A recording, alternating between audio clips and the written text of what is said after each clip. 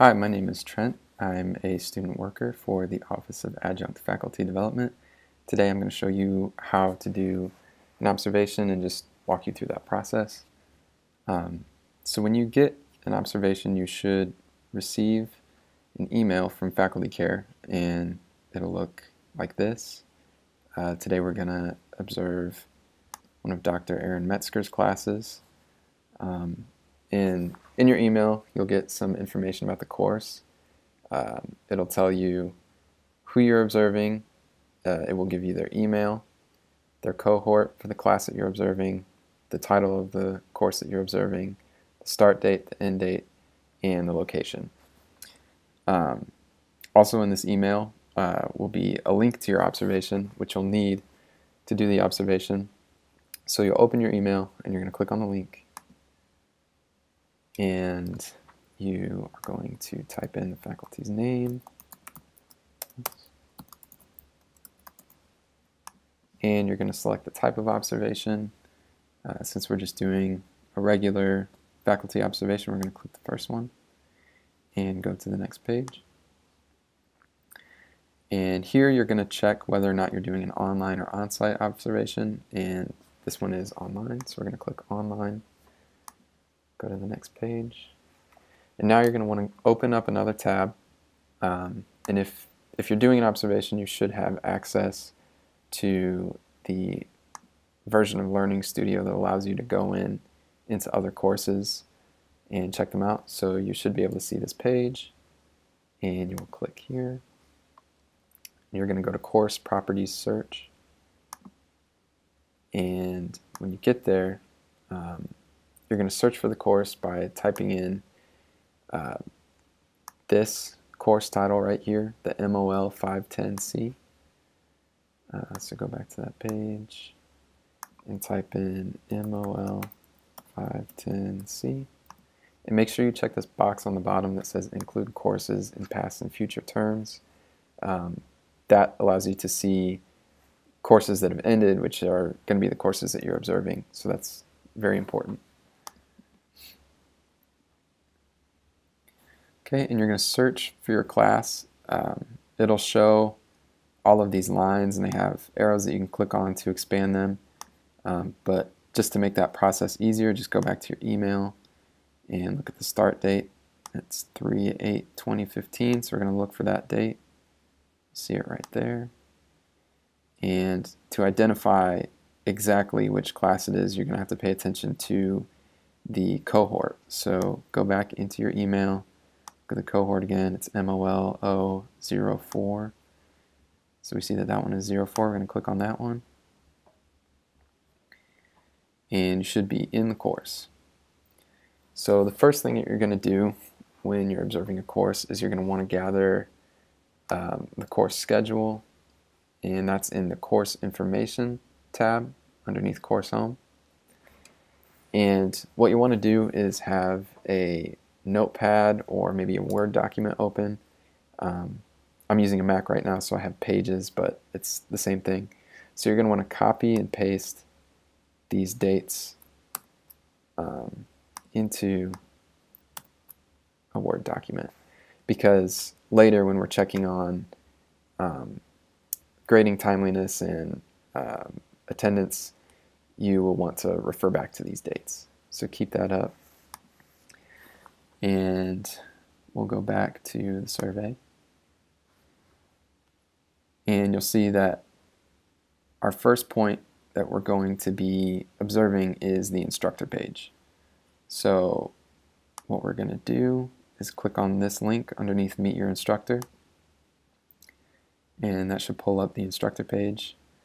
And what we're checking for is to see whether or not all three sections of the faculty page are completed, which on this page they are. Everything is complete. He has a photo, which is really important. When you're scoring these, make sure to check the criteria, because to score a 4 on this one, you need to have all three areas complete and a photo. To score a 3, you can have all three areas complete, but if they don't have a photo, then it's a 3. If they have 2 areas complete, regardless of whether or not they have a photo, it's going to be a 2. And if there are 1 or no areas complete, again, regardless of whether or not they have a photo, that is going to be a 1. So we see that he has all 3 sections and he has a photo, so we're going to click on the 4 right there. Now, the comments here are visible to the faculty that you're observing. So you're not typically going to want to put anything there unless you have like a very specific suggestion to give to the faculty. Maybe if they didn't put a photo, you might want to put a comment in there that says, hey, next time make sure to include a photo. But otherwise, you probably won't be leaving comments in there. Now, the next point we're going to observe is the course welcome. We're checking to see whether they've posted a welcome to the course and whether or not that's been posted before the start of the first workshop. So the first place we're going to check is in Course Home, and you're going to want to switch over to Author mode because sometimes you're not able to see these announcements unless you're in Author mode.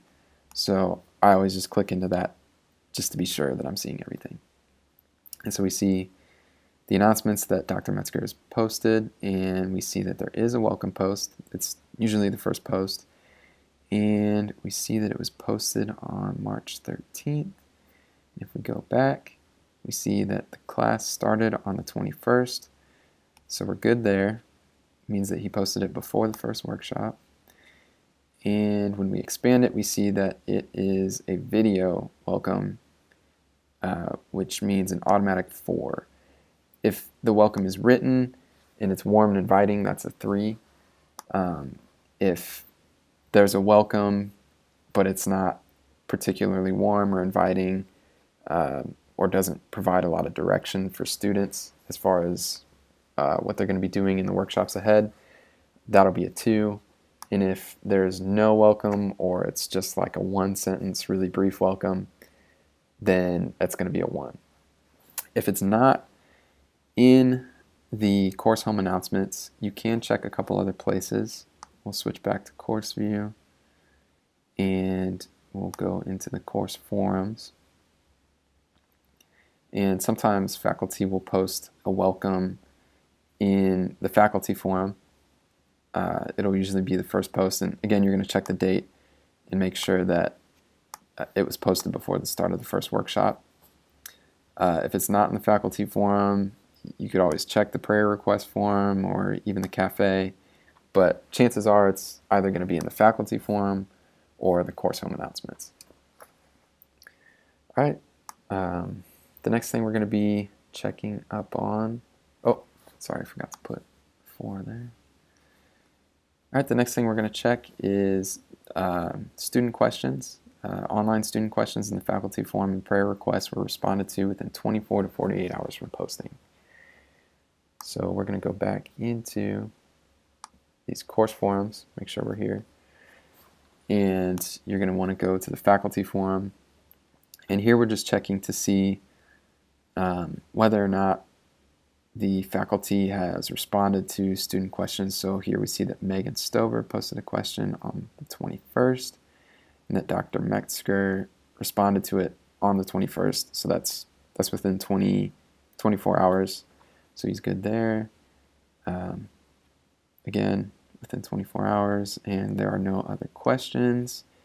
So looks like we're good. He would score a 4 because it's within a 24-hour time frame.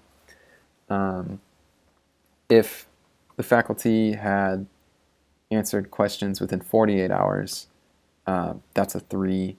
You know, maybe they have they've answered all questions within 24 hours, but there's one that was answered within 48 hours. You could still score a 4, but if the majority are within 48 hours rather than right away 24 hours, that's going to be a 3.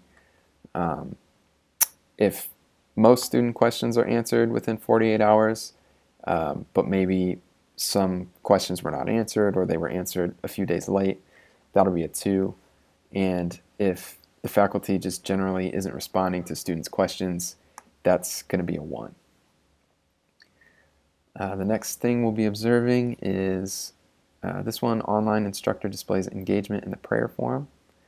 So we're going to go check in the prayer request forum, and we'll check to see whether or not anybody's posted in here. In this class, it looks like nobody has posted. So when you come across something like that, you are going to click Not Observable.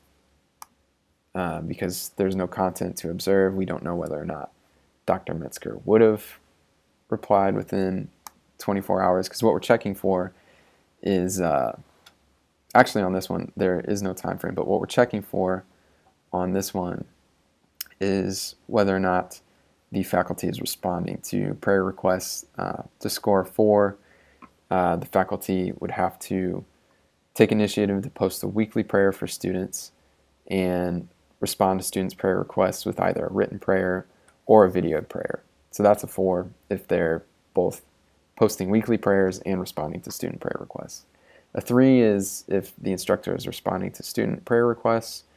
A 2 is whether the instructor maybe acknowledges a prayer request but doesn't necessarily give a prayer in response. If that is what's happening the majority of the time, you're going to score them a 2. And if there are prayer requests and the faculty just isn't acknowledging or responding to those prayers, then that's going to be a 1.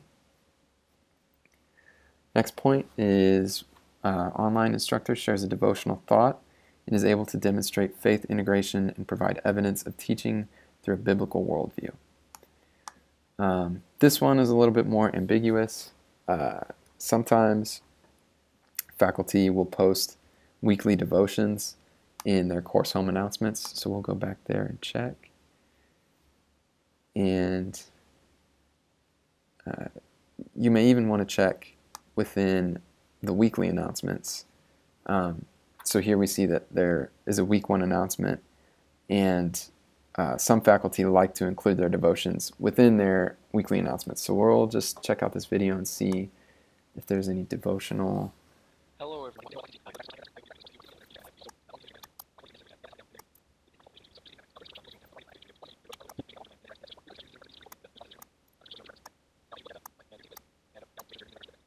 Move through this course.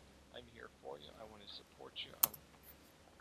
Alright, so I sort of skimmed through that video. It doesn't look like there are any devotions included in there, so we'll check a couple other places. Always a good place to check is the prayer forum, which we already know that nothing was posted in there, so we can rule that out as an option, but just know that checking the prayer request form is always a good idea when you're looking for devotionals. A lot of faculty like to post them in there. You can also check within the workshops, and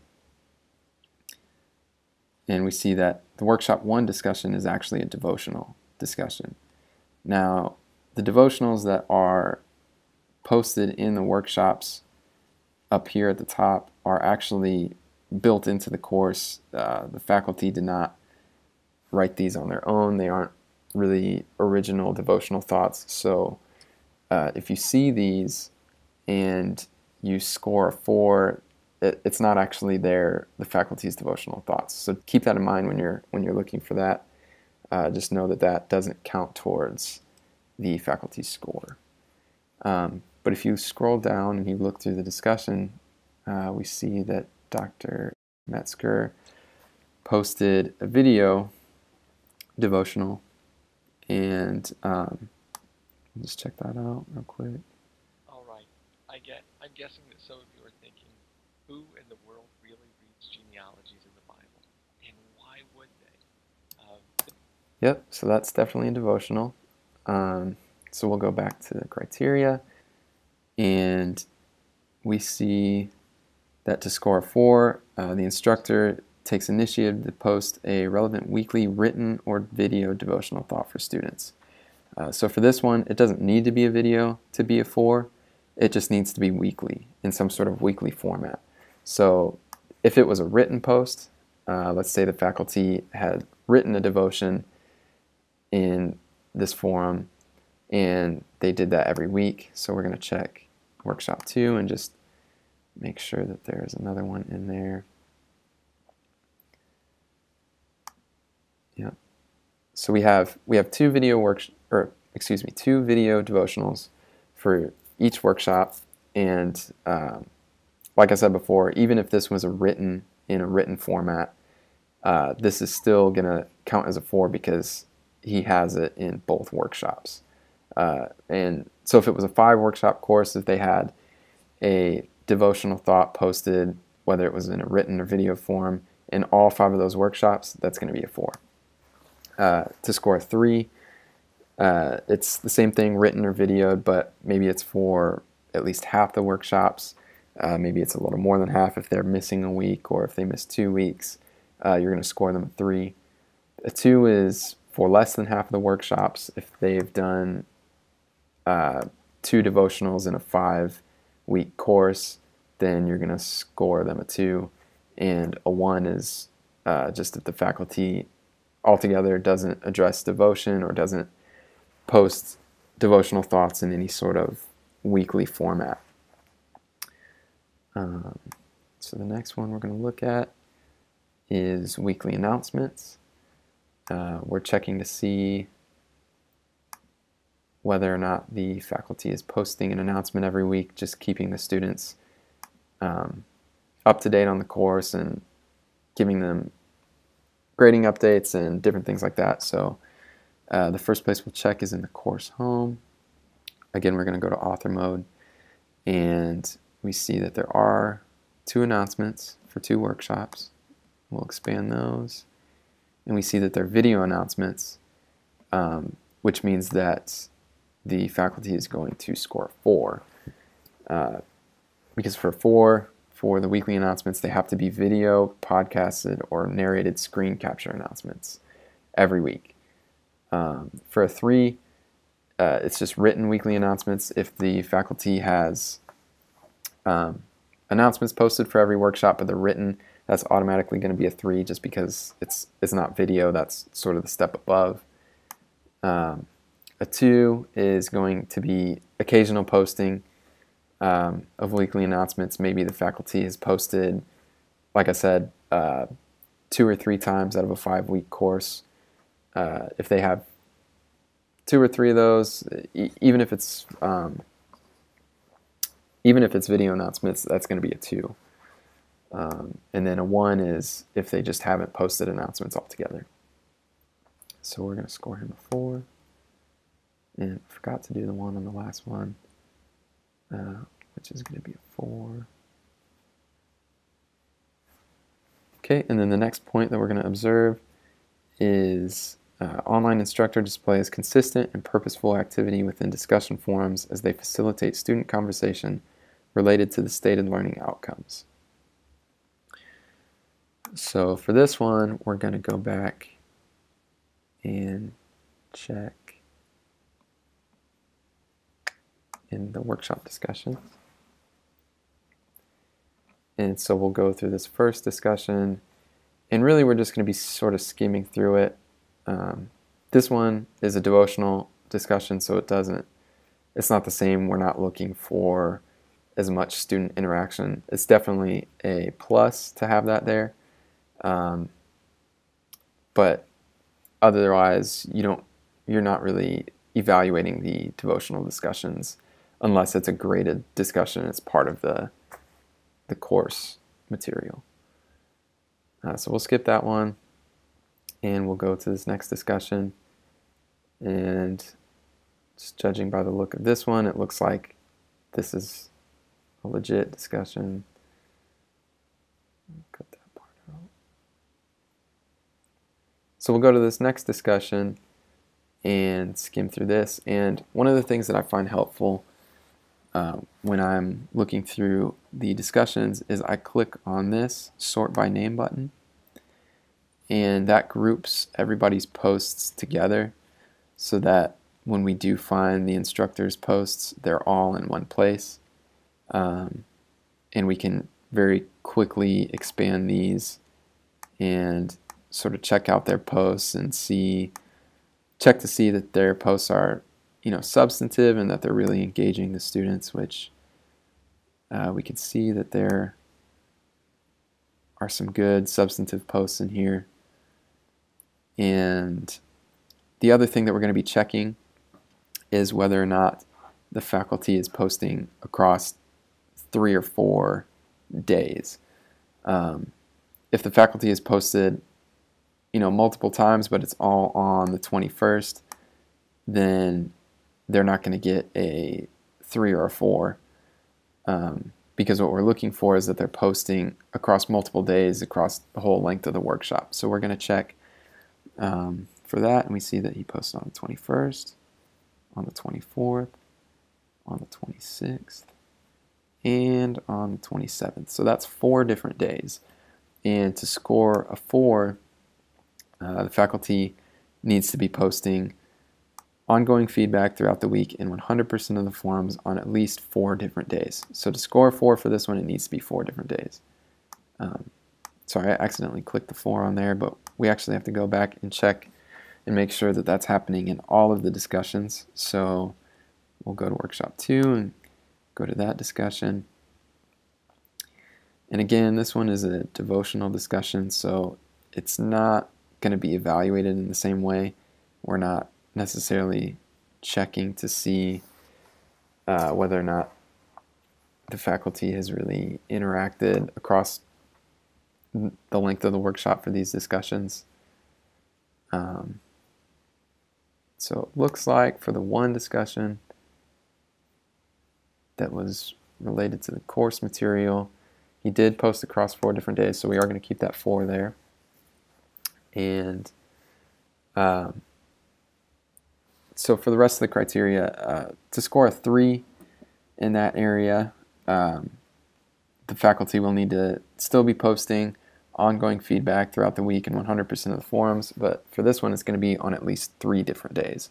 So let's say we go back through here, and if the faculty posted on the 21st, the 24th, and the 26th, but didn't have anything on the 27th, we'll just pretend that this was a 26 right here. That would be across 3 different days, and so we would score that faculty a 3 instead of a 4. If the faculty is posting in over half of the workshop discussions, and they're making substantive posts and replies, maybe not necessarily posting across 3 different days or 4 different days. Like I said, they could be posting just as many times, but all on the 21st. That's going to be a 2 because it hasn't been ongoing throughout the week. The next, if there are no posts at all in the discussion forums, or there's just very brief, nothing really substantive, maybe 1 or 2 posts in each discussion, you're going to score a 1 for this area. The next point that we'll be observing is the instructor's attendance. So we're going to go back into the gradebook, and here we're going to click on user activity,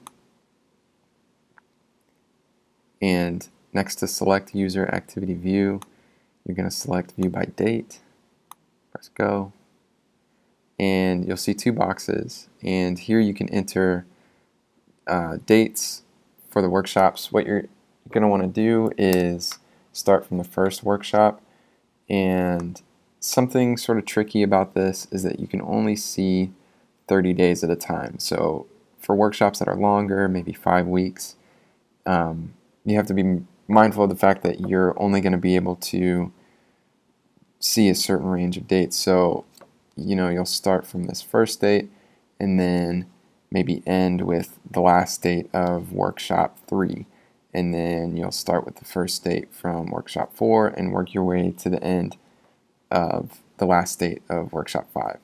And so you'll just have to break it up in 30-day segments. But for this one, since it's only 2 weeks, we're just going to enter this first date, 3/21, and the last date, 4/03.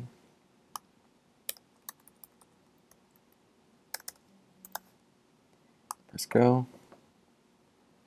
And here you can see everybody's attendance in minutes for each day.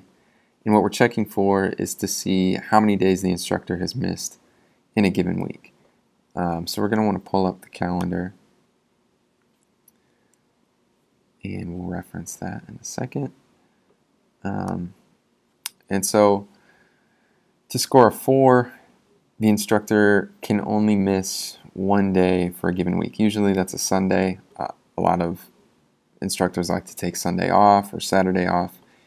But the key here is to only be absent for one day during a given week. To score 3, the instructor can be absent for no more than 2 days. For a 2, the instructor can be absent for no more than 3 days. And for a 1, the instructor is absent for 4 or more days during a given workshop. So we're going to go back here, and here I can tell just visually that he is only missing one day for a given week, just because I know that this week ends somewhere around here and the new week starts somewhere around here. But the reason that you want your calendar is just to check, because sometimes workshops start on like a Tuesday or a Wednesday, so that can get sort of confusing. So we'll go back and go to March and 21st. So the workshop starts on Saturday, and Aaron was gone on Sunday.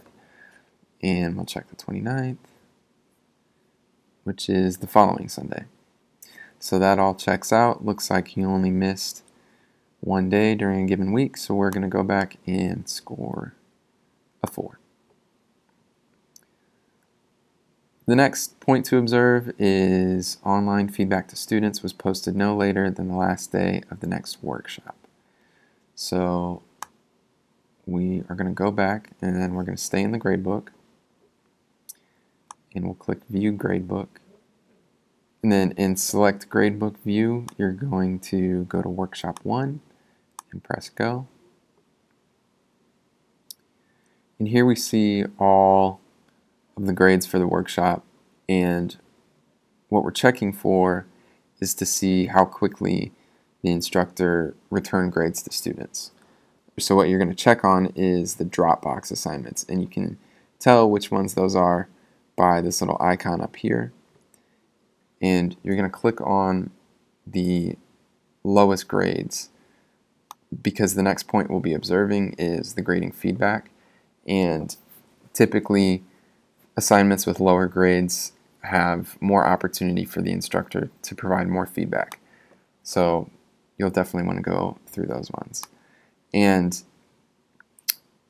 it'll take you to this page where you can see the instructor's comments. If they return an assignment with their comments attached, you'll see an icon right there. And there's also a rubric up here, and faculty can enter the points scored in each category, which is really helpful for the students to see exactly where they missed points. So you want to check that and see if the instructor filled that out.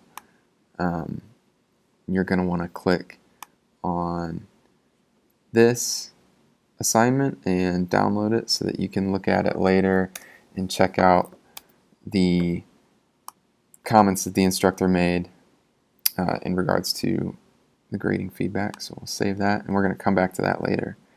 But right now what we're checking for is the date that it was returned. So we can find that date right there, and we're checking to see whether or not that date is before this date, which is the end of the next workshop. Because if you look at the criteria to score a 4, the instructor consistently posts grades to students by day 6 of the next workshop. So day 6 of the next workshop is going to be this last date of whatever the following workshop is. So since this is in workshop 1, we are checking to see that the grades in workshop 1 were posted at least by this date, which is day 6 of workshop 2. So we'll go back to that, and it's March 30th, and day 6 is April 3rd. So it looks like that checks out there.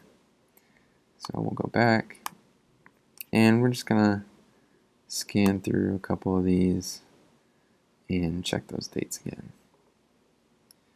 So this one is posted on the 28th at first, and it looks like the student added to the paper, and then it was regraded on the 31st. So that is before April 3rd, so we're still good. And we'll check this one. And this one is a pretty low score, so we're gonna... Oh, looks like there is no returned assignment. Okay, but the date is still April 2nd, which is before day 6. And this one, April 1st, April 2nd. And we'll do another one of these. March 28th. Okay, so looks like it checks out there in Workshop 1. We're going to go to Workshop 2 in the Select Gradebook view. Press Go. So we'll check a couple different assignments in here. Going to go for another low score so that we can download that assignment feedback. And it doesn't look like it's there.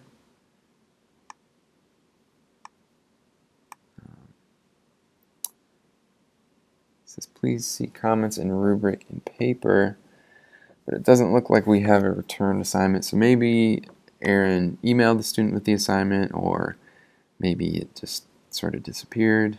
Who knows? Learning Studio, it's kind of strange sometimes. So we'll check some other ones. Maybe this one. Okay, this one has a returned assignment. So we'll check on this. Download that for later.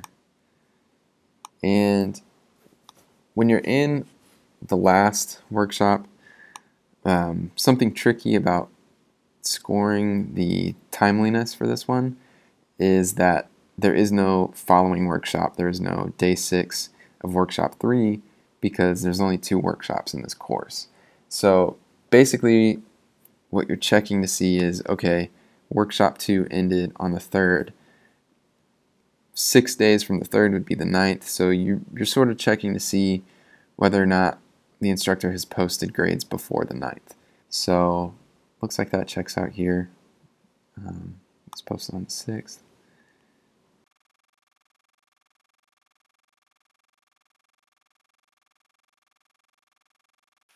Okay, so he's going to score 4 because in each workshop he consistently posted the grades to students by day 6 of the next workshop.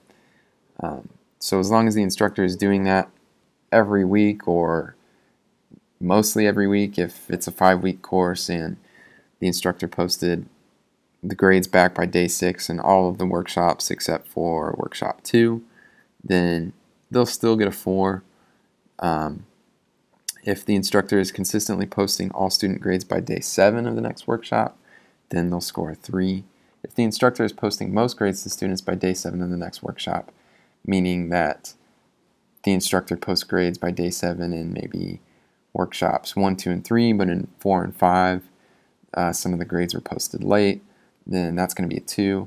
And if the instructor is regularly posting grades late, that's going to be 1. So maybe if the instructor posted grades on time in workshop 1, but in all the rest of the workshops they were posted late, you're going to score that instructor a 1.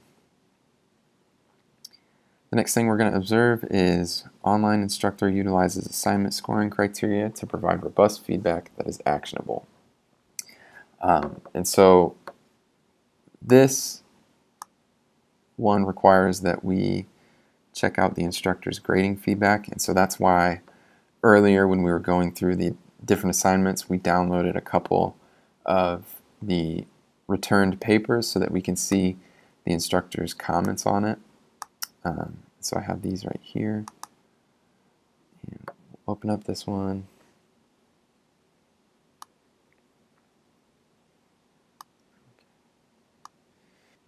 So you're going to go through and check the comments in the paper. So we'll check this first one. And it looks like a brief little comment. And this one, something to pay attention to in the comments. Like right here, Dr. Metzger included a link to an outside resource to help the student improve on his formatting, on his APA. It says, please review the information on the provided website concerning leveled headings. This will help you to set up the headings in your papers correctly. And then he provides a link to the Purdue OWL website, which has a lot of great resources for writing papers. And so that's something you're going to want to look for, is whether or not the instructor is including outside resources for students to look at independently to help them on their assignment and on future assignments. So we'll check these comments.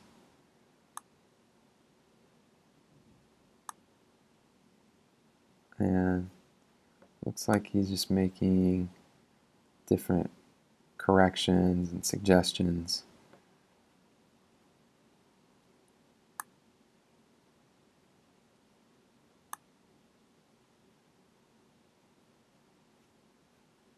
And we're going to scroll down at the end, and we see that he has included a rubric and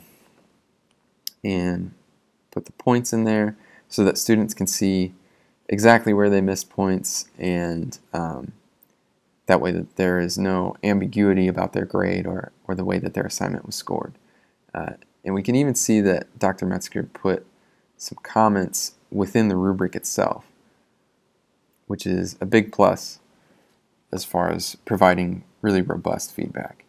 And so you'll do that for a couple different assignments. Ideally, you will have downloaded a document, at least one from each workshop, so that you can assess the instructor's grading feedback throughout the whole range of the course. So we'll go through comments here.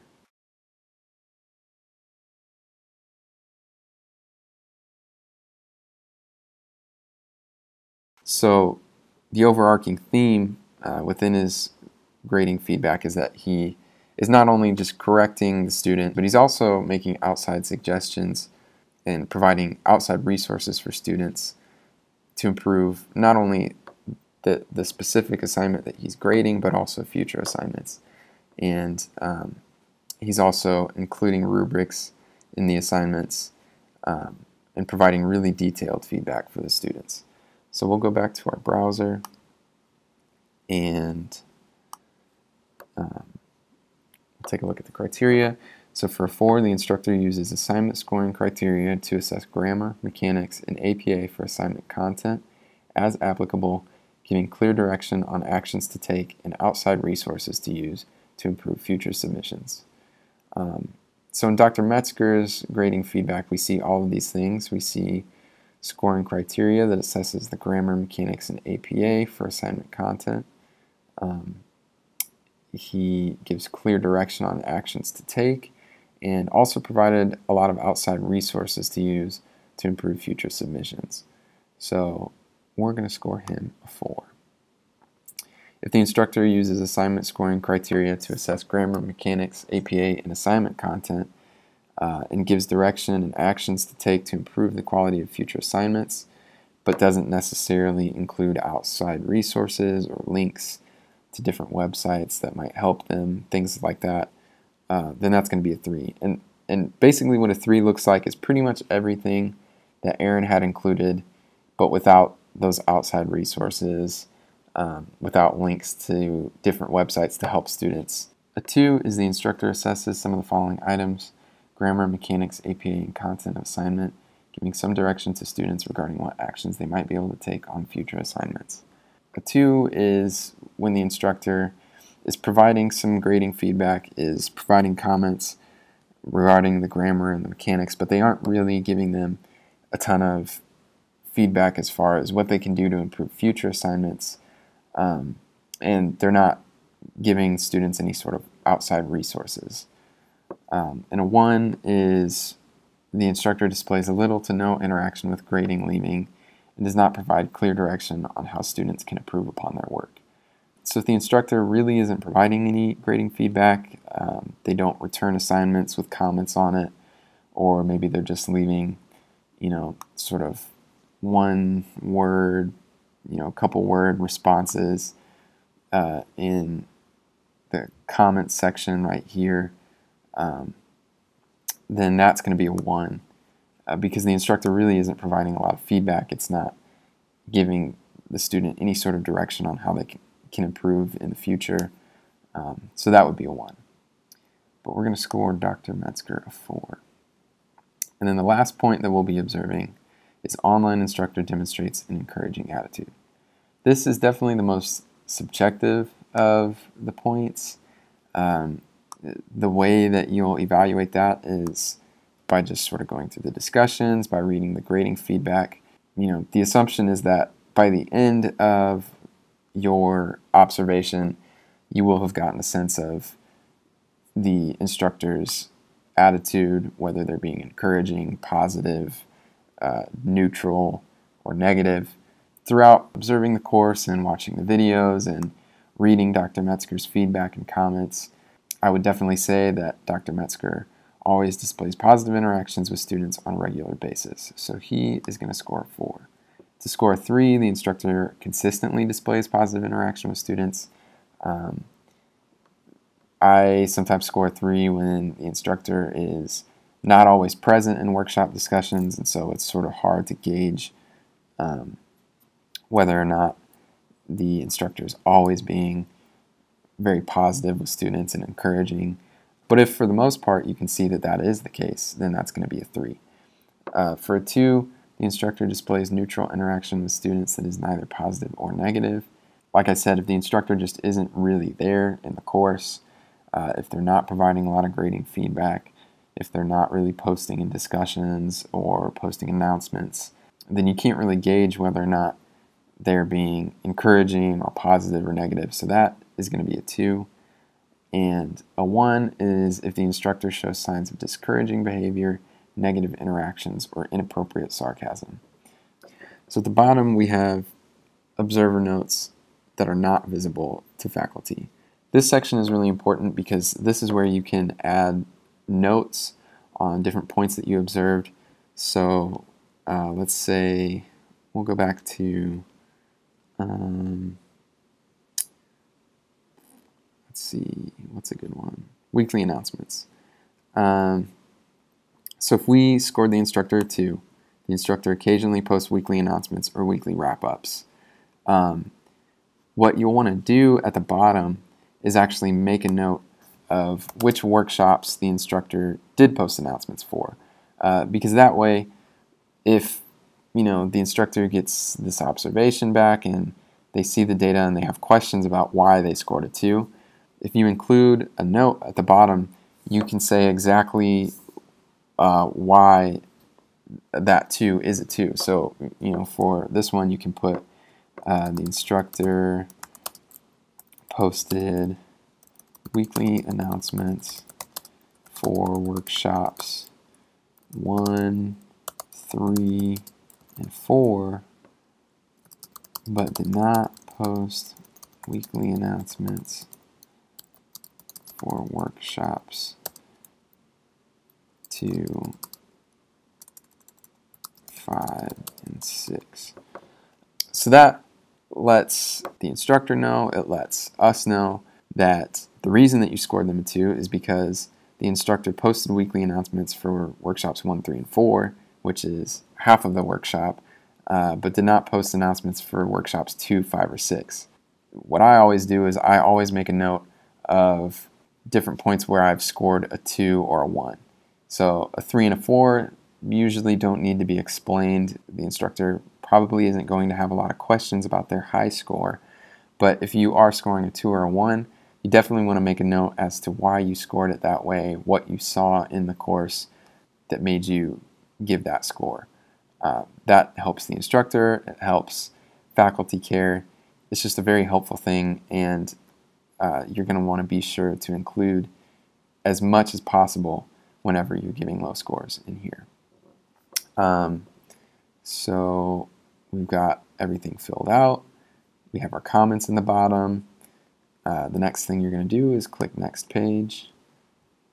Oh, you must enter a value for 36. Oh, that's a required field. So you don't really have to make any comments visible to the faculty, other than maybe great job in the course. So we'll press Next Page, and your survey has been accepted. Hopefully that helps. Thanks for watching, and if you have any questions regarding observations, you can always email facultycare@gmail.com.